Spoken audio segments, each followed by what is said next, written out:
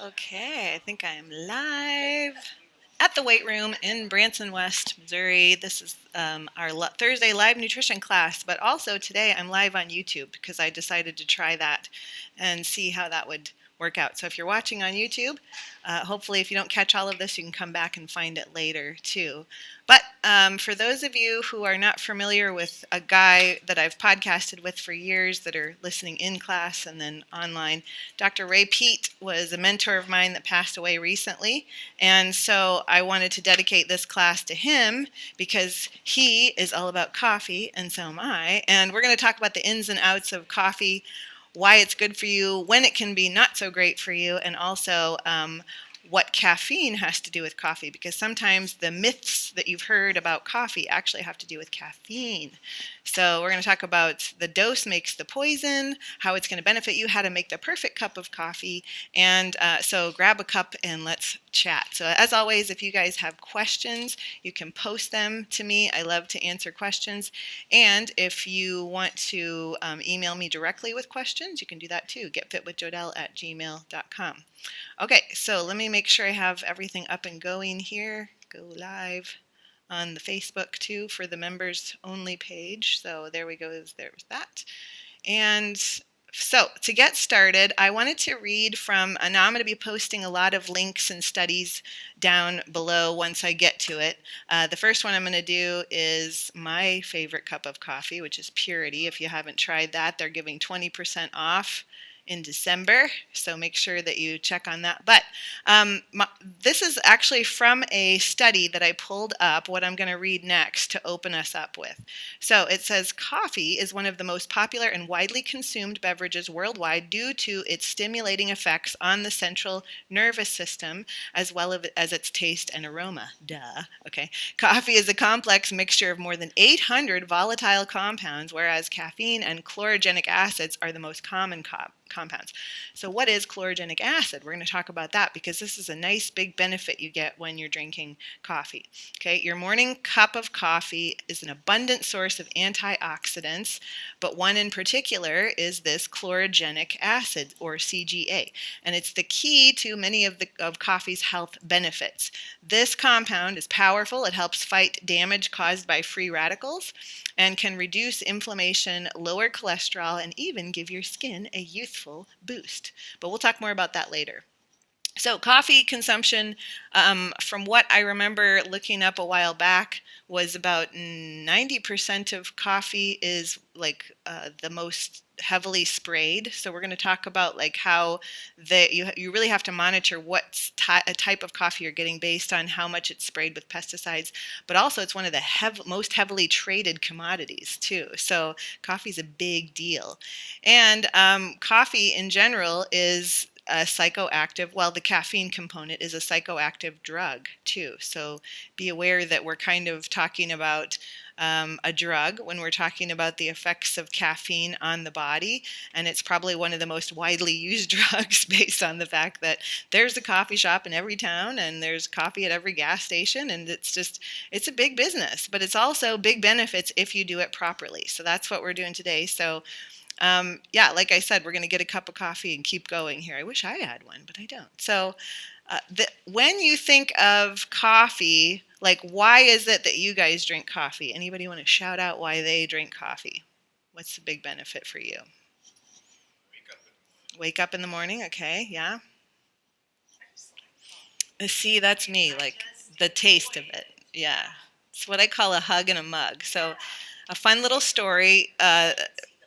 Yeah. A fun little story I like to tell people because it's funny to me. But like we were camping one time and I brought a little tiny coffee maker and plugged it in and it didn't work. And I'm like, it's like 7 a.m. I'm trying to make coffee and my daughter's like 3 years old and she's watching me and I'm starting to get more and more agitated as time goes on and it's not working. And then my husband comes out and I'm like, the coffee maker's not working. And my daughter looks at my husband and goes, is something bad about to happen? Because she had never seen me without a cup of coffee. So it was just really funny. I always like to think about that. And we did get the coffee maker going, thankfully. But yeah, there's a premise to that feel-good feeling like you mentioned. Okay, so coffee actually improves your dopamine, which is like kind of your pleasure center, your pleasure neurotransmitter, your motivation. So, you've heard people say that I need my coffee before you talk to me, before I do anything. I have to like get my brain going, and that's the benefits of coffee. So, or one of the benefits. And then of course, keeping serotonin in check. We want it just right. It's our feel-good neurotransmitter when it's just right, but it does help to boost that. My favorite way to boost both of those in balance is to have a cup of coffee and watch the sunrise and get that sun into my eyes first thing in the morning. So thankfully this morning the sun finally came out and we were able to do that. So so like I said, I'm going to post real quick while I'm talking here about Purity Coffee. I'm going to do a podcast with the founder pretty soon because this is a coffee that I came across that is mycotoxin free, okay? And me, if you've ever heard my story about mold, a lot of people struggle with mold toxicity. And what you don't want when you're struggling with any sort of biotoxin illness, whether it's Lyme or mold, or you're even dealing with like a fungal overgrowth, is any sort of extra mycotoxins coming in. And coffee, if it's done inappropriately, is loaded with them. So you want to make sure that you're taking in a good quality coffee. So like I said, I'm going to post that link. You guys check it out because you get 20% in December only. So huge health benefits come from good quality coffee, and there's huge implications to poor quality coffee. Have you ever like gone and got like gas station coffee and then you're jittery and anxious about an hour later? Chances are it may not actually be the coffee itself that did that to you, but rather the pesticides that were sprayed on it that your body had to process out those chemicals. So, and coffee can affect your blood sugar negatively if you're drinking it black with nothing in it and you've had no food. It can subsequently kind of make you feel good for a while, but when that blood sugar kind of tanks, that's when you're going to notice the jitters more, or the heart palpitations, or more of this low feeling. And either you reach for another cup of coffee, or you're so shaky and jittery and lightheaded that that's when you have to actually eat something. So we want to keep it in balance. And it's really nice if you have a little bit of some sort of cream in there. And we're going to talk about that in a little bit too. Coffee is good, but it can be made better. And that's why the things we're going to go through today, after we get through the benefits and what to watch out for, is how to make a really good cup of coffee that's actually benefiting you, okay? So chlorogenic acids, we're going to get into that too. So just briefly, chlorogenic acids, when I looked up a study that I'll be posting here, it started off with disease prevention. These are the antioxidants, again, in coffee that actually help by combating the free radicals in the oxidation process. So these CGAs can help prevent against cancer, Alzheimer's, Parkinson's, even diabetes. There's lots of studies on the anti-cancer effects. Then we've got anti-inflammatory. So the CGAs, the chlorogenic acid, has anti-inflammatory processes to where maybe you feel kind of stiff and your joints are achy, and then you have that cup of coffee, if it's a really good one, because the higher quality, the more CGAs you're going to get. And you start to go, well, I'm loosening up, and my bones aren't creaking as much, and I'm not as achy. Okay, so there you go. It's anti-inflammatory. It can help lower inflammation and over the long term prevent any inflammatory chronic illness too. Weight loss, it's actually been touted with CGAs, can help regulate your glucose levels, which can be helpful to weight loss. So coffee actually does either make or break your glucose depending on how you're drinking it, and we're going to get into that too. And maintenance, so when it balances out your blood sugar, you can actually maintain a healthier level of blood sugar. Remember, in our sleep class, your day determines your night too, so you want to stay balanced with your blood sugar through the day, because that's going to improve your sleep at night. And then coffee actually helps lower blood pressure too. A 2006 study showed that the chlorogenic acids in coffee significantly help reduce blood pressure during the ingestion period. Okay. Now let's jump back. Oh, before I do that, does anybody have any questions? I know Vlad online says, "I love coffee." Yes, so you'll love this class then. Anybody have any questions here? Yeah, CHLOR chloro OGENEIC. Yeah. It's right here in front of me, but when I have spelling bee in my mind, I'm like, I have to step back and like put your eyes up and go, okay, chlorogenic, CLO, like we do in the spelling bee. Okay, so the purity coffee, the reason why I'm mentioning that too is when I looked at different coffees, because I didn't want to give up my coffee after my mold exposure, I really wanted to keep drinking it because a lot of people said, oh, with mold, you can't drink any coffee because it's all loaded with mycotoxins. And I wasn't going to do that. So I was going to find a brand that didn't have that issue. So Purity, what I found when I was researching the founder, which I'm going to podcast with soon, he touted that according to their testing, it's the single highest level of antioxidants when tested. Now this is within 20 days out from roasting. Okay, and we'll get into why that's important, but it's got 2 to 3 antioxidants level of green tea. So you know how green tea is actually very touted as, this extreme health food. Well, actually, a really good coffee can be 7 times higher than that. So there you go, and much more tasty. I'm sorry, green tea just does not taste good. I've tried. Yes, it just does not satisfy that warm cup hug in a mug need. Yeah. Okay, so health benefits. Over 19,000 studies. If you're bored one day and you want to go into PubMed and type in coffee, you'll have over 19,000 studies. Caffeine is a whole nother realm of the universe. But let's start with the hepatoprotective effect, which means liver protective effect. Prevents against liver disease and fatty liver. Okay. Brain cognition. Okay, that's another health benefit. I'm sure you felt that when you're like, oh, my brain is not working. You have a little cup of coffee and all of a sudden you're lit up. You can think again. Okay, nervous system helps to lower the risk of Alzheimer's and Parkinson's, prevents oxidation, death to the neurons.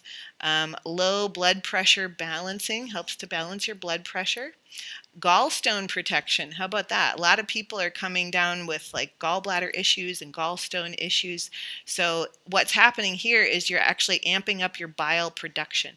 And that bile needs to be this free-flowing liquid that's just pumping out every time you eat to emulsify your food and keep things flowing. If it's getting sludgy and stodgy like toothpaste, then eventually over time that sludgy, stodgy toothpaste can develop into little stones.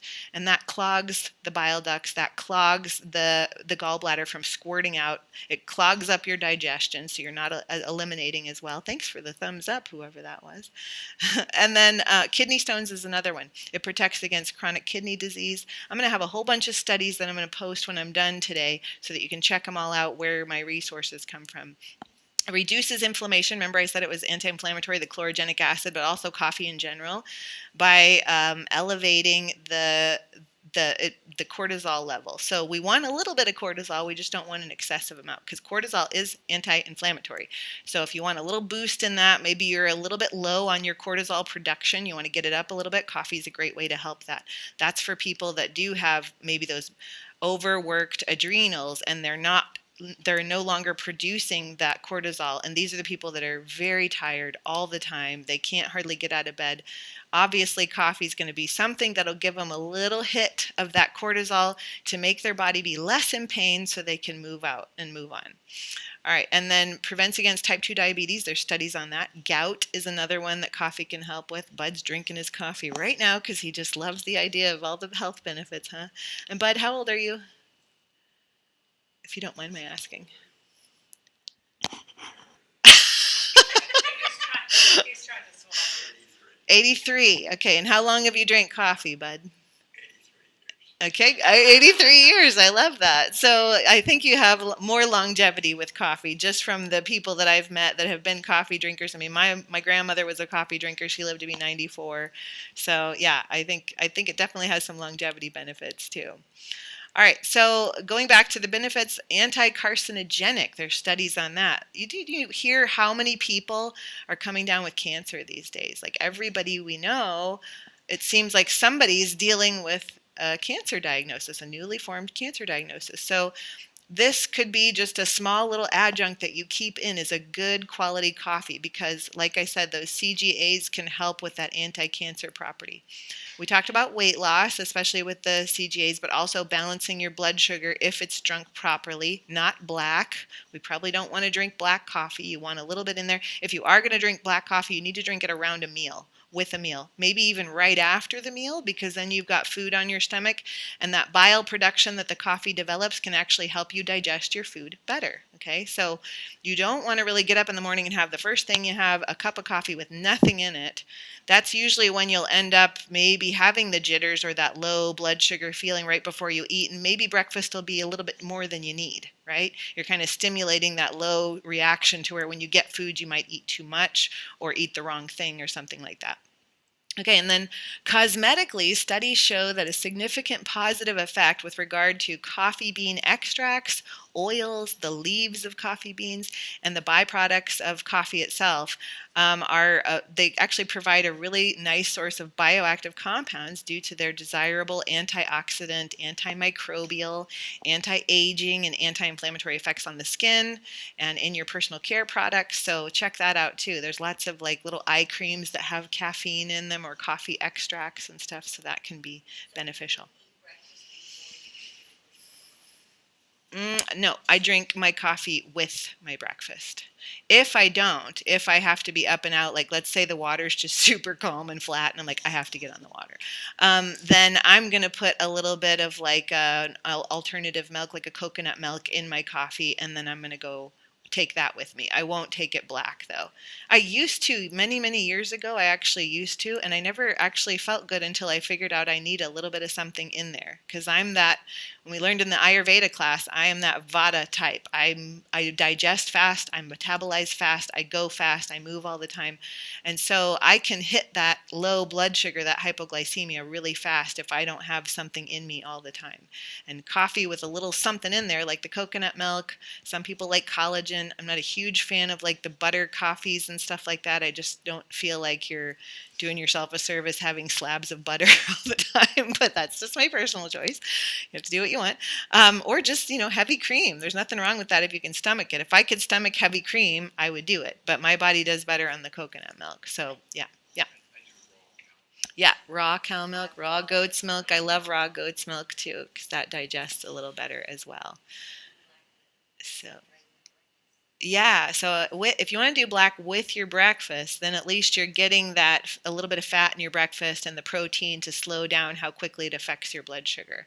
Because one thing that you need to know is that coffee actually has trace amounts of sugar in it. Without any sugar, without any additives, it does have trace amounts. It also has trace amounts of minerals like magnesium in it too. So you actually get some minerals from there. And that brings me to our next section here, which is the myths about coffee, the misconceptions, if you will. So here's a myth that you might have heard about coffee. Coffee is acidic. Have you heard that? It's very acidic. Yeah, makes you have acid stomach. Some coffee is, but good coffee, like I mentioned, if you get a good quality coffee, like this purity I was talking about, it increases alkalinity in your body if it's high enough in the antioxidants. Okay, and we'll get into how you know if that's the case.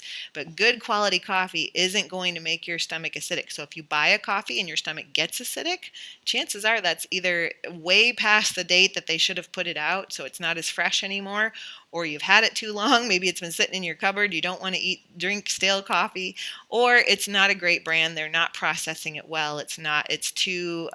It's too out of date, or it's too over roasted or under roasted, and it's going to have those components in there. Okay, myth number 2 is coffee contains no sugar. That's a myth. Like I said, it contains a trace amount of sugar. It also contains trace amounts of minerals. So if you think that drinking black coffee, I'm fasting, so all the people doing the fasting, and they're like, I just drink black coffee so it doesn't break my fast. I'm sorry, it's breaking your fast because it has a tiny bit of sugar in there. So you don't need to fast anyway. You need to make sure and balance out your nutrients throughout the day, unless you're fasting for a specific, religious purpose or for some sort of health purpose that you have to do it for. But really, you want to, do a normal fast is eat when the sun is up and then stop eating when the sun goes down. You create a natural fast, but you'll find that the sun comes up and that's when you can have something. So have some coffee with a little bit of cream in it. Okay, myth number 3, coffee dehydrates you. What do you think about that? You've heard that, right? Yeah, it certainly can, and it certainly cannot. Okay, it depends on the situation. So coffee can dehydrate you if, number 1, it's the only thing you drink and you're drinking maybe a pot or two a day. Okay, So you're going to find that what it does is it's a diuretic in the form of the caffeine side of things. Okay, so the caffeine stimulates that cortisol and adrenaline, and when those get going too heavy and high, then they're going to push out all of your fluids. They're going to also grab onto your minerals and take them out, so you lose a lot of those. But if you're just doing 1 or 2 cups, nothing major, and you're just having your normal cup of joe in the morning, it's not going to dehydrate you.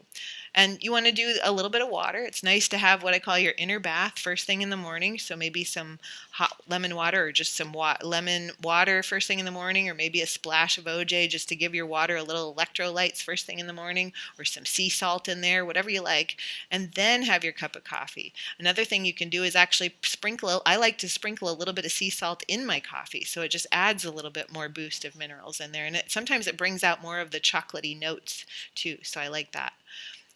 So that is a myth. You can actually get a little bit of water. I mean, think about how much water it takes to brew a cup of coffee, so you're getting a bit of water in there. But you want to do it, as all things, the dose makes the poison. So yeah, you're only, like, I have an uncle that lives in Oregon and all he drinks is coffee. He drinks absolutely no water. and and the guy's in great health, actually. I mean, you can't negate the fact that he's actually in pretty good health. But the fact is it probably would be nice to have at least a couple glasses of water a day. You've also seen the health benefits of people that only drink water, and they're pretty darn, skin's illuminated and healthy and glowing and vibrant. So, all right. Myth number 4, dark roast coffee has more caffeine. Did you know that's not true? Dark roast coffee is by far probably one of the most popular coffee myths. The myth goes that the darker the bean roast is, the more the caffeine is, when in fact there's no caffeine difference between light, medium, and dark roast coffees, interestingly enough. So the difference in the roast is not the caffeine level, but in the flavor. So you'll know that too. And same as like with a French roast too. Like, it's that really dark roast has that really pungent flavor. All right, and then last little myth here, you should use boiling water on your grounds. So did you know that you don't want to actually, like, as soon as that, like if you're making a French press, you don't want to take the boiling water and pour it right in there. You actually should aim for about 195 to 200 degrees Fahrenheit, no more or no less, for a nice cup, because the water will start to extract some of the bitter oils if it's too hot from the coffee grounds, and it may even scorch them, and that can actually have damaging, like, acrylamides and things like that are dangerous compounds in your coffee. So you really want to have a nice little sweet spot between 195 and 200. I have a little electric tea kettle that if I'm doing a French press, it like tells me what temperature it's going to. Like, I can set it to 195 and start with that. So those are kind of handy to have too. All right, any questions so far? Let's see if there's any online, if I can check and see here. None so far. So if you guys have questions, keep them coming, because I am happy to ask. Okay, so we're going to go into what you want to watch out for when you're looking for really good coffee, okay? And in just a little bit, we're going to actually talk about how the trouble with coffee isn't so much coffee itself, but the caffeine, okay? That's our next subject after this. But first, I wanted to tell you, like, you're looking for a good coffee, what to watch out for, okay? Do not buy on taste. Like, if it says like chocolate peanut butter cup coffee, okay, well, that sounds intriguing, but get the quality of the coffee first. So don't buy on taste, but buy on freshness, noticing the date on it, when it was roasted. And it should have that on there. It should say when it was roasted, and then when it's expired, obviously. You want to watch for that too. And so we're going to get in just a minute what to look for. So we'll come back to that. But also remember that coffee is the most heavily sprayed with pesticides. So if it doesn't say something about no pesticides or organic or whatever, then you need to step aside from that on the label. You want to look for that. The humidity content is really important. So check with the roaster if you're buying it from their website, or if you're looking on the bag, what's the humidity content in shipping? Because it can build up mold or mycotoxins during that time. Okay, so we want to make sure that either look it up on their website or contact them, use the contact page and ask, what's the humidity content? Have you had that tested? Okay, they should have some rigorous testing going on. And then hydrocarbons, does it smell burnt? Okay, every time I go into Starbucks, it smells burnt. Their coffee smells like it's like a really overly processed coffee. So that's where you're going to get more of those acrylamides. Also, under roasting can affect that too. And this is a known compound that's associated with cancer risk. So you don't want to scorch your coffee. You don't want to over roast it. You don't want to under roast it. You don't want too hot of water on the coffee. You don't want that burnt smell. If you do, throw it out and start over again, because you don't want to be amping up the cancer risk while you're trying to amp up the antioxidant levels, right? And then usually what to watch out for is sugars, and the syrups are the problem, especially when you go to a coffee house, okay? It's not the coffee. Go to a coffee house and get a coffee, you're fine. But what you want to watch out for, which we'll get into in just a little bit, I've got some coffee examples, so stay tuned for that, like how high in sugar some of these coffees are, how high in caffeine some of these drinks are. But those are the issue. It's like you go in and you get 5 pumps of lavender in your coffee. It's not real lavender. It's like a processed sugar syrup with lavender fake flavoring. Okay, so if you want real lavender in your coffee, put 1 drop on a little wooden skewer and then let it dissolve onto the skewer, and then just swirl it into your coffee. Okay, that'll give it this background of lavender that brings, again, out those chocolate notes. You'll taste more of the chocolate notes. Don't drop a drop of doTERRA lavender into your coffee. It won't taste very good.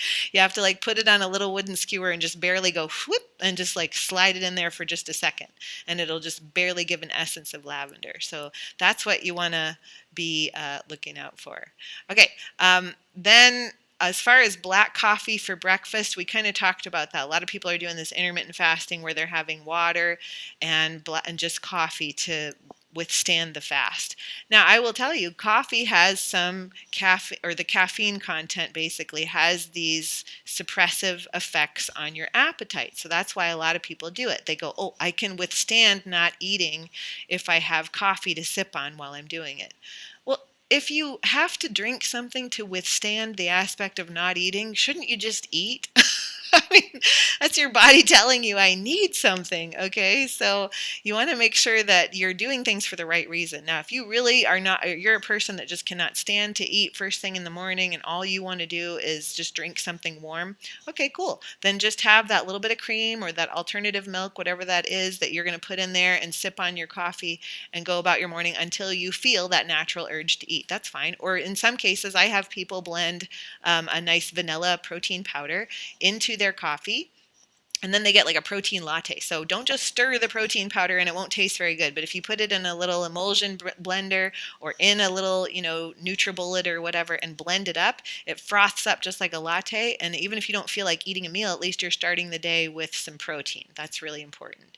And there's even a company that makes amino acids that are mocha flavored. So you can just put amino acids in your coffee and do it that way as well. So any questions on what to watch out for with that? Whoop, messing up my microphone here. Anything there? Any questions? You can try. It depends on the protein powder. So like a whey isolate, which is more like fine, like almost like sand, it will, if you shake it up, those are generally okay. They dissolve a little quicker. A whey concentrate is more like powdered sugar, like that. I like that Iconic brand I told you about. That one, if you just tried to shake it, I don't know if that would work. You really have to kind of blend it. But when you do that, it makes it really creamy and frothy, so it's really nice. Okay, so now what to look for. Here's what to look for, since we were talking about don't buy on taste, buy on freshness. And here's some other things to like watch out for. So a specialty grade, like if you just want something basic, you're not a flavor person, just a medium roast, city or full city is like a basic, really good, everybody likes it roast, okay? A nice medium roast. And it should say on there organic, because then we know it wasn't sprayed with pesticides, okay? And then you, like I said, you want to flip over and look at when it was roasted, not when it expires, but when it was roasted, because the antioxidant level, these chlorogenic acids that are so great, among other things like polyphenols and all that, they drop off after 20 days of being roasted. Okay, so you really want to get a super fresh bag within 20 days of it being roasted. And that's why you can order that Purity coffee and they will ship it right to your house and they roast it right away. And you're getting a small batch company. And that way you're getting the freshest that you can get. And then you want to drink it within 20 days as best you can. Now, if it goes beyond that, you're fine. It's still good coffee. It's just you're not going to get the higher antioxidant levels. Every day after 20 days, those levels start to drop off.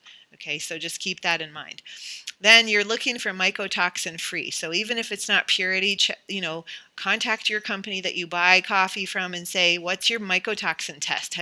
How are they doing rigorous testing on their coffee to find out the levels in it? Okay, they should be, and they should be able to make that available to you. I know Purity does that. So that's something you're going to want to check out, especially if you've ever had any fungal infections or mold toxicity of any kind, or like I said, any sort of biotoxin illness. Then another key thing you can really look out for now, some coffees can kind of get pricey once you start looking into all this instead of just going to Walmart and buying Dunkin' Donuts, But you get what you pay for, right? You get good quality, you get good coming in, good's going to come out. You're going to get more antioxidants. So hand-picked is really important to look for on whatever you're buying. Instead of picked by a tractor, because here's what these big companies do. They send the tractor in, it just annihilates all the plants, and whether the berries are ripe or not, they're pulling them off. So you get all this mix of berries. Some are ripe, some are not, some are ready, some are not, and they all get mixed into a big batch and processed. We don't want that. We want a company that goes out and hand picks them, and they're picked for perfection. Like they're picked at the most ripest moment for them to be the best quality coffee. So Purity does that. I know there's several other companies that do that. So just read your online data about certain companies before you make just any old coffee purchase. If you're looking at coffee as more of a medicinal thing with those high antioxidant levels versus just, the coffee tastes good, but you're going to notice a significant difference in coffee that comes from something like Purity versus like Casey's General Store coffee. Like there's going to be a huge difference in the taste, in the quality, in how you feel after you drink it. So that's really important. How do you store it? That's a good question. That's a mixed bag. There's people that say you store it in the fridge. I don't think so. I don't think you mess with the humidity or the temperature at all. They start it at room temperature. I think it should stay at room temperature. I keep mine in a dark place. I buy the whole bean and I grind it up fresh every day so that it's not sitting and just kind of collecting data in a negative way in like a little container or something. So I just like the freshness of the fresh ground. I know they're whole bean. I don't know if you can get fresh ground from them. I think everything they sell is whole bean, but I could be wrong. Now I think they actually might have some like ready to go tea bags that are actually coffee, but they're like their instant form of the ground that you can put in a little coffee to go or something like that. They used to do that. I don't know if they still do. Because I'm on their subscription, so I just get what I want every month. So I don't have to go online and order. You can get a little subscription where it just ships to you. And every time it goes to my post office, they will tell me, your coffee's here, because it smells up the entire post office. It's really nice, because as soon as I walk in, I'm like, oh, my coffee's here. I can smell it. Just one bag that comes every month is just that much. So, yeah. I put mine in a mason jar when I grind it. Like if I grind too much and I didn't use it, because I mainly do espresso, so I have a little espresso machine that I put it in the tamp and measure it all out with my little food scale and then tamp it down and do all the things. So whatever I don't use, I'll put it in a glass mason jar and then I put it in my cabinet where it's dark. So, and make sure your cabinet's not by your stove to where when you're heating and cooking, all of that moisture is going up in there. Even if it's in an airtight container, I would just be really cognizant of that, because the temperature of my glass could change and that could change the humidity. So, we're getting kind of down to the nitty gritty, but when you're a really, coffee lover like me, it's hard not to. I love to get down to the nitty gritty of making something really good and really powerful. So, okay, so somebody mentioned here why Ray Peat once said that he does not drink coffee with milk. He said he drank with cream only. Yeah, I think his was cafe con leche, which as far as I know, leche is milk. So I think he did that, but I think he at one point in time only drank with cream. The main thing is that you get that little bit of fat that slows down how quickly your blood sugar could spike and crash, and leave you with that low feeling of like, I need food or I need more coffee.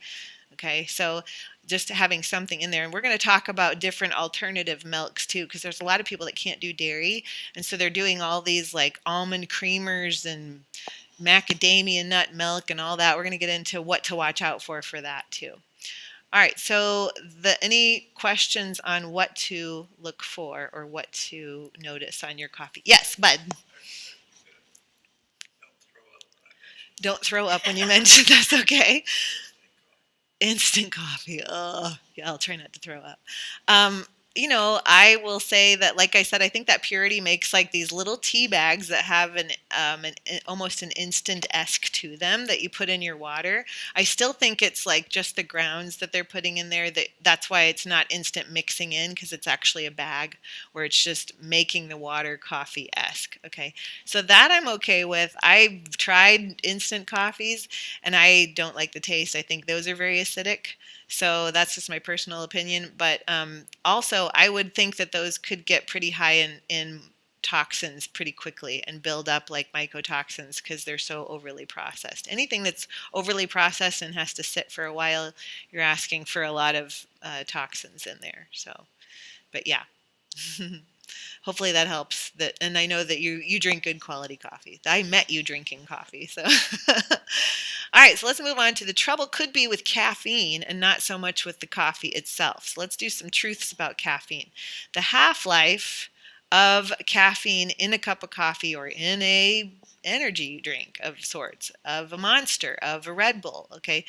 Caffeine is what we're talking about now, not just necessarily coffee. The half-life is 6 to 7 hours, and a quarter life is about 12 hours. Now, I need to preface this because what if you're a slow oxidizer of caffeine? What if you're a fast oxidizer? Okay, we'll come back to that in just a second. But if you have a cup of coffee around noon, a fourth of that caffeine is still in your system at midnight. Okay, how's your sleep been? Okay, are you waking up every 2 to 3 hours? Could it be because of the caffeine load that's still in your system?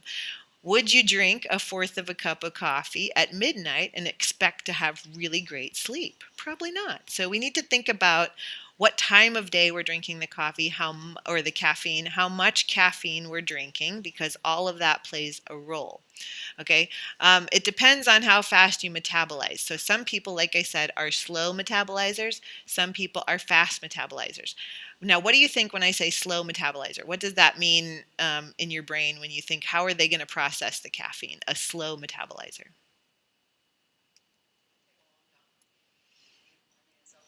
Yes. Yeah, you got it right. A lot of people, when I ask that question, they go, oh, well, that means that if they're a slow metabolizer, then they don't get the effects of coffee as much because they're slowly digesting it. That actually, no, they get too much of an effect. It stays in their system too long because they're not metabolizing it out fast enough. A fast metabolizer means that that coffee's in and it's out. They don't get the jitters. They don't have any negative effects from the caffeine. It's just something that they feel really good on. They get a lot of energy and alertness from it. Okay, so there's different strokes for every folks. So if you know you're one of those people and you have one cup of coffee and for some reason every time you do you have a poor night's sleep and that you're starting that coffee at 8 in the morning, then chances are you're a slow metabolizer versus somebody who's drinking coffee at 2 in the afternoon and they sleep all night long when their head hits the pillow at night. They're probably a fast oxidizer. So, and there's other variables that go into that, but you really want to pay attention to that when it comes to your health, because while caffeine can be, a nice little pick-me-up and brain cognition in the morning, if it's affecting your sleep at night, then you have to wonder, okay, what's my shut-off time for the caffeine, and what's my amount that I really should be consuming?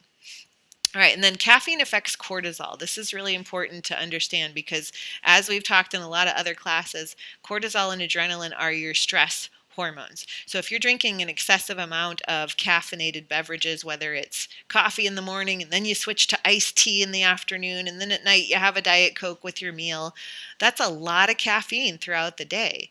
And so that's a lot of effects on your cortisol and on your adrenaline. So you need to be thinking about, wow, how much caffeine am I actually taking in? Because again, the dose is what makes the poison. It's not so much that this psychoactive drug is like the worst thing you could ever do. It's like we really have to be mindful of, is this what's too much for me as a slow oxidizer, as a fast oxidizer, and so forth. Okay, so here's what happens when your cortisol and adrenaline get too high. It depletes your mineral stores. Minerals are the cofactors for virtually everything that happens in your body. If you don't have minerals, you're going to be low energy, you're going to be cramping, you're going to be not sleeping, you're going to have mood swings, you're going to have poor hormone output, you're going to have poor brain function. We don't want to deplete our minerals, basically. So So the more you elevate that adrenaline response, that's when your heart gets racy. That's when you feel like you could do all the things, but you're kind of wired and crazy feeling. All right. That sometimes doesn't shut off if you've been stimulating that over and over. And these are the people that will say, oh, I just wake up every 2 hours. I can't get a good night's sleep. I can't really rest. I don't really feel like I fall asleep. And then I don't feel like I stay asleep. Okay, so that has to do with your too much of pumping out of adrenaline. So that's when we want to take a look at the caffeine consumption. Okay, it allows you also, caffeine allows you to build a tolerance. It is a drug, right? So it allows you to build a tolerance, requiring you to need more to get the same effect over time. So when my favorite coffee shop here in town, Kay's Coffee, when they first opened, they had like 3 sizes. And then fast forward like 4 years later, now they have a 32 ounce. You can get a 32 ounce caramel macchiato, whatever, like, and people do this. And it's because they probably aren't getting the hit from the small, medium, and large anymore. They have to move up to the 32 ounce. Okay. So that's a lot of coffee. Yeah, that's a lot of caffeine. Yeah, that is a thermos, So absolutely. So you build that tolerance, and more is required for the same effect. So be cautious with that, because if you ever do come to a point in time where you can't get that, let's say you're sick and you can't have that much caffeine, not only are you going to be sick with maybe like a head cold or whatever, but now you're going to come down with like a massive migraine or headache or some sort of withdrawal symptom. So keeping it in check is really nice. Once a year, I do like a caffeine detox where, yeah, I might still have some herbal teas. Maybe I'll make my little bile moving teas, and I'll do all my little, tea drinks that are caffeine free, not decaf. You can't even have decaf because decaf has a little bit of caffeine in there.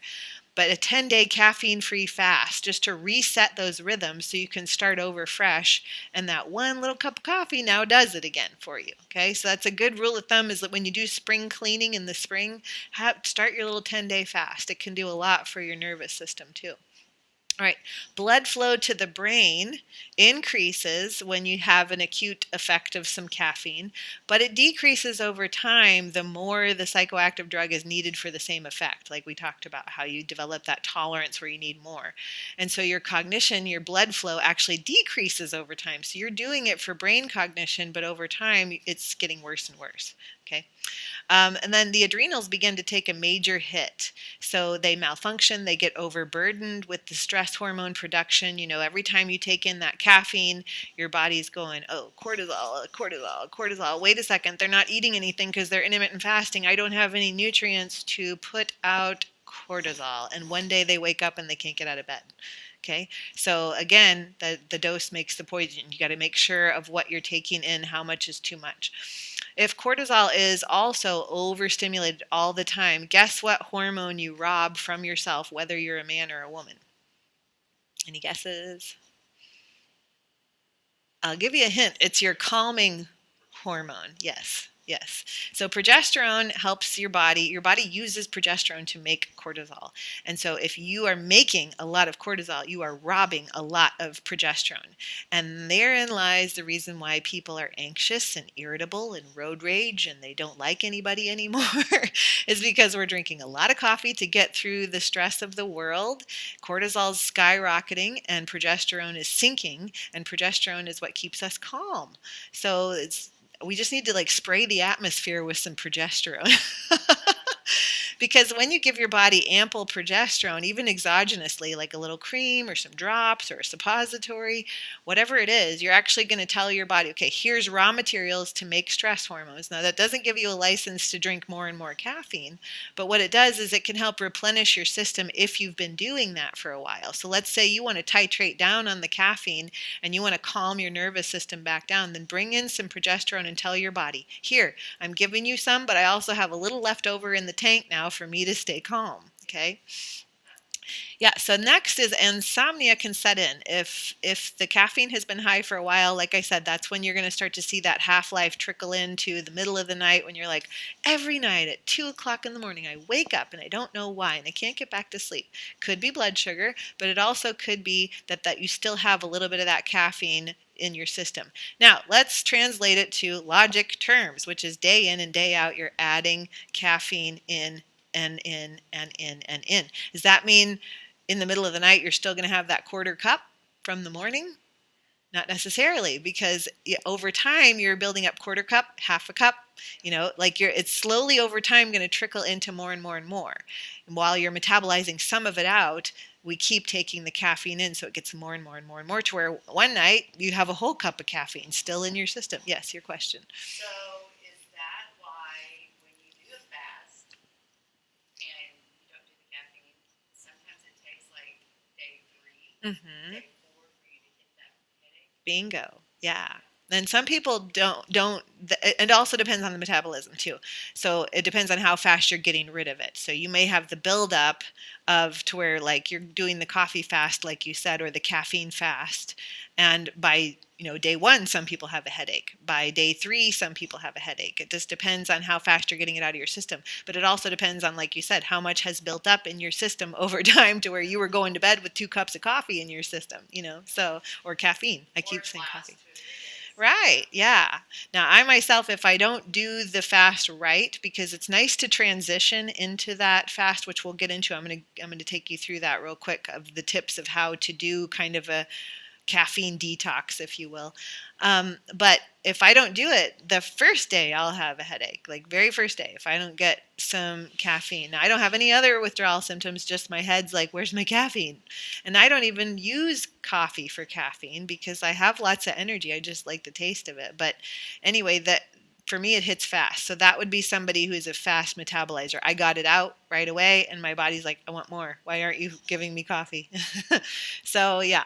All right, so then feeling wired but tired sets in because obviously now you become an insomniac, and then you're going to rely on caffeine more the next day. So you get like what I call the nervous energy or the wired but tired, to where you use the caffeine to function, but you don't really feel good energy. It's more like you're just like this nervous ball of energy that you really want to lay down at any given time. And these are the people that if they get in the car with someone who's driving, they conk out. Okay. Or they'll take a little afternoon siesta anytime they just sit down. If they keep going, they're fine. But as soon as they sit down, they're like, I'm out. Okay. So that's wired but tired. They're actually very tired, but they can keep themselves going with caffeine. Okay. And then inadequate nutrition, since sometimes this is a effect of too much caffeine, you can elicit that hypoglycemic state. Have you ever been so hungry and so lightheaded and so shaky that you're like, just give me anything right now? Like your brain's not even thinking clear, and you reach for something and later you're like, why did I do that? Because your brain was actually low on sugar, on glucose. It actually needed something to be picked back up. That hypoglycemia was affecting your brain. So in the moment, your body's like, panic mode, I don't care, give me some sugar. And then you're like, why did I eat a Snickers bar? Like, I don't eat Snickers bars. So that's why we really want to make sure that we're staying balanced through the day instead of amping up caffeine. I see a lot of people that don't know. They'll do a cup of coffee in the morning, and then the rest of the day they're doing iced tea. Iced tea has a lot of caffeine in it. Okay, so they understand that as like, well, I'm drinking something with water, so it should be fine. Yeah, you're getting a little bit of water, but you're also getting that caffeine hit all throughout the day, to where you wonder why you can't sleep at night. Okay, so we got to take out some of those stimulants and replace it with like good pure filtered water. How about with some minerals in there? All right, and then eventually the adrenals stop producing the stress hormones. They run out of raw materials such as progesterone and the minerals you're depleting, and you hit a wall. And caffeine, you'll hear people that say, caffeine doesn't do anything for me. I don't even get effect from it anymore. I had a guy the other day who was like, yeah, I can drink coffee right before I go to bed and I can sleep all night. I'm like, that's not a good thing. Like what's happening is like your adrenals are so done that you're really not utilizing the caffeine because your body can't do anything with anything anymore. So we don't want to get to that point. All right, and then the afternoon cup, the 2 p.m. Diet Coke, the 3 p.m. Monster is an indicator that this is occurring. If you need something at that little afternoon spot in the day, or you're going to conk out, that is a circadian rhythm imbalance. We should be able to feel really good upon waking, and as the day goes on, you just slowly taper off to where by 8, 9 o'clock at night, you're like, I got to go to bed. I'm done. Okay, so if you're getting that lull in the afternoon and then you get a subsequent high right before bed and you could go run a marathon, we've got a rhythm imbalance. And sometimes caffeine is the biggest culprit for that. It throws off your circadian rhythm, causes you to fall asleep later because then you have that second wind before bed. Okay, and then you're going to bed too late and then you're awaking more groggy, and this whole cycle continues. So, as we said, too much caffeine can have an effect on your sleep. That can affect your stress. That can affect your cholesterol. That can affect your cardiac rhythm. over time. So we're seeing a lot of people going to the hospital with arrhythmias and cardiac issues. I have some other reasons why that's happening, but I also know that a lot of people are over caffeinating themselves. So we need to be careful with that. So, a quick testimonial from a client. I had a gentleman that was he's like a mechanic, and all he did was drink Mountain Dew. Okay, 7 Mountain Dews a day, and I'm not talking the 16 ounces. I'm talking like 32 ounces, 7 of them a day. And he was like, well, I don't want to like change my eating and stuff. I just want to, I want to feel better. I have no energy. All my joints hurt. I can't sleep at night. And I'm like, well, this is easy. We're just going to kind of titrate down on the Mountain Dew. And all he did was give up 2 of them, and he started sleeping better. All he did was eventually give up 4 of them and replace that with water, and his joints stopped hurting. He finally got down to 1 a day, and it was more of the 16 ounce and not the 32 ounce. All of his problems went away. Yeah. So that's how powerful these really artificial, like the monsters. I mean, there's a warning label on these monster drinks. So you really have to be mindful of how these energy bombs are affecting your system. All right. So what's too much? One study touted the consumption of 400 milligrams per day. That would be roughly 4 cups, 3 to 4 cups of coffee a day, is safe. Okay. The fatal dosage is, I believe it was 12. I have to look that up again. It was like something with 12, like either 12 cups of coffee. I can't remember.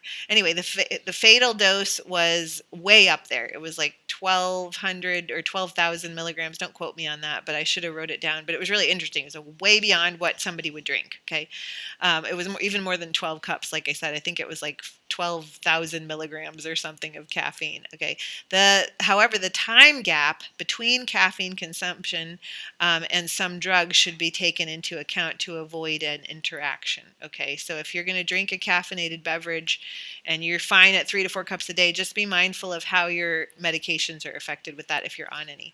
And then there's a gene called CYP1A2.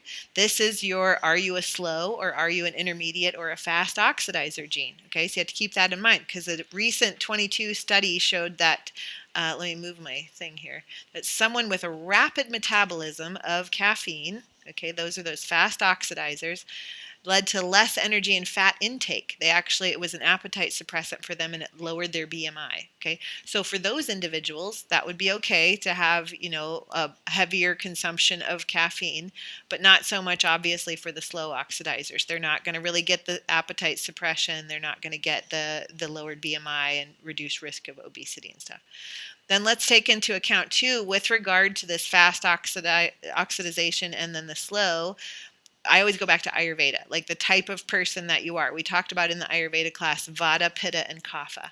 Okay, so Vata is me. I'm the squirrel brain. I'm crazy all the time. I'm moving and shaking. So I am going to run through my caffeine pretty fast. So I could probably handle 400 a day. I don't because I value my sleep.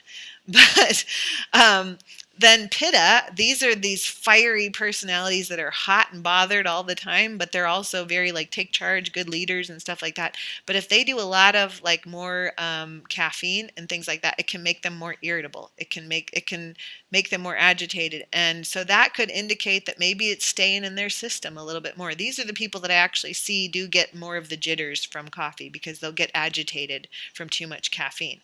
Okay, so they may be a little bit more on the slower side. Whereas kaphas, those are your earthy people. They sleep a lot. They're slow movers. They're everybody's buddy. They never move too fast or do too much. Okay, they're gonna be different in the fact that number one, they're going to require coffee sometimes to get moving, but it won't take much because generally kapha body types or kapha personalities, they just need to drink a cup of coffee and they're good because it's going to stay in their system a while. They're going to feel good. So remember what type of personality or what type of body type you are, because that's going to make a difference in how you metabolize that caffeine and if 400 is too much. This was just a general study that they put out that 400 is good, but you got to patient know thyself and trust your own judgment when it comes to if you drink 2 cups of coffee and you don't feel great. Number one, check the source of your coffee. Number two, make sure that you're not drinking too much caffeine. Maybe 1 cup of regular coffee and then switch to a Swiss water processed decaf. And that's what you want to think about is like what we're going to go into next is the drinks to look for, like when you're going somewhere or when you're thinking about what type of coffee for you. When you buy a decaf, make sure it says water processed or Swiss water processed. Decaf is usually done with formaldehyde, so we don't want that in our system when we're drinking a decaf. Okay, so make sure that you're getting a really good quality. I like the purity one because the purity one is called Calm. They roast it for the specific purpose of having the least amount of caffeine and the most amount of antioxidants. Okay, so it calms your nervous system. So it's really nice that they call it kind of their Serenity blend. And I think it's usually 7 milligrams is what a cup of decaf has in it versus anywhere from 100 to 150 in a cup of coffee. Okay, so a significant amount. Usually about 3% of the caffeine is left in there. Okay, so if you're going to a coffee shop and you're wanting to make better choices than the caramel macchiato and all of these fancy drinks that are out there, and you actually want to do your body some due diligence, look for things that are just as simple as they sound. Caffè con leche, that would be coffee with milk. Cortado is like a little cup of espresso with some cream in there that they mix really pretty, and it's a small glass. Okay, it's only going to be about yay big. Okay, whereas the caffè con leche is going to be like a bigger cup. Okay, then you have the breve, which is one of my favorites. So the breve is like espresso and a lot of like either the heavy cream or they'll do the half and half. Okay, that's something I'll only have once in a while if it's a good quality coffee place that does organic half and half because it is so creamy. It's like a dessert with no sweet. Okay, so if you've ever had a breve, you need to try one. They're very, very beautiful and they're very tasty. Then you could do, maybe you're not a coffee drinker, so maybe you're going to do a tea, an herbal tea with honey and a little bit of cream in there. Ask the barista to give you a little bit of cream for your tea. Okay. And then watch out for your alternative milks. So the big issue that I'm seeing with like these oat milks and the almond milks and even some of the coconut milks, and of course we want to stay away from soy milk at all costs because we don't want to promote any more estrogens in our body whatsoever.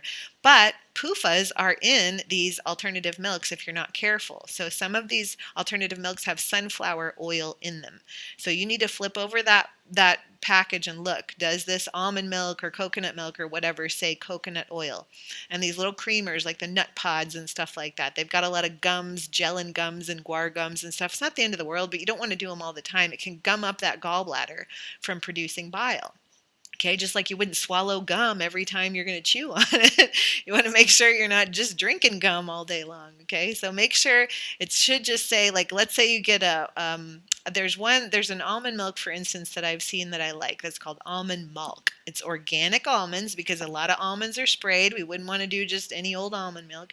And it's filtered almonds and water. Those are the ingredients. There's nothing else in there. Okay, so if you want to do an almond milk, fine, do that because you're going to be a lot less damaging than having the sunflower oil in there.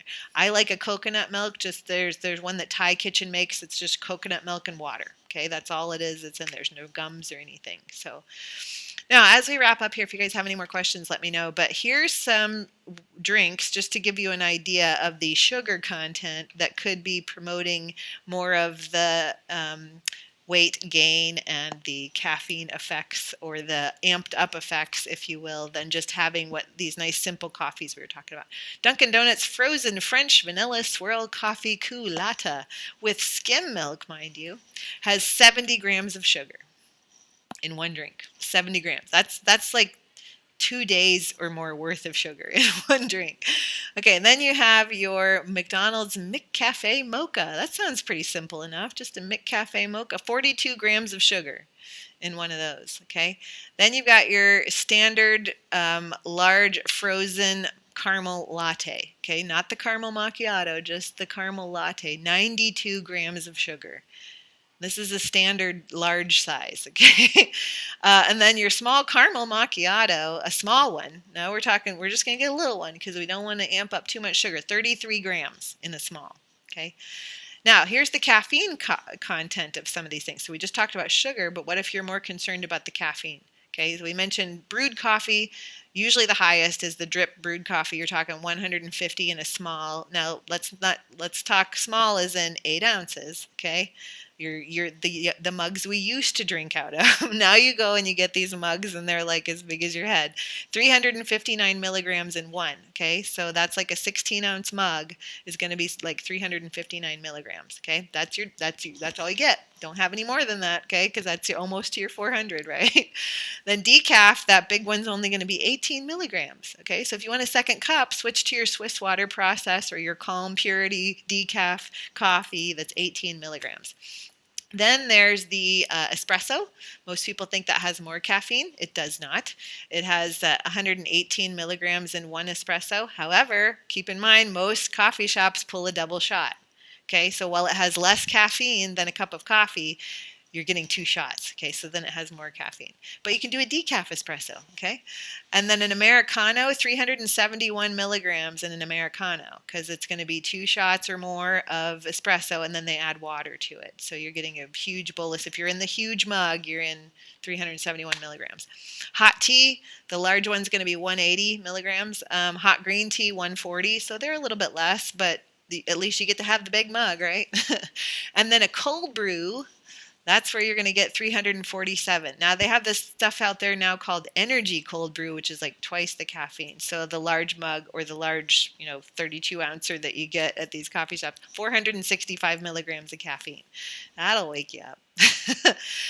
So, in summary, there are many other issues that need more of our attention when it comes to our health than the caffeine and coffee intake. We're doing really good things for our body by drinking coffee for the most part, as long as you're dialing it in properly and you're dialing in the dose effectively for you. So, enjoy your hug and a mug from me to you. Make sure you use my code that I put in there for purity so you can get, it's only 20% for this month. So try it out and see what you think about it. And if you have any questions, I'm here to answer more coffee and caffeine questions. So thank you. Yes? Keurigs, are they instant or are they Keurigs.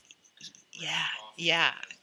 No, I know. I just think yuck when I hear that. But, because anything that sits in plastic until I get to drink it, I don't want anything to do with it. I do not want my coffee sitting in little plastic containers. I do not want to send more plastic to the landfill.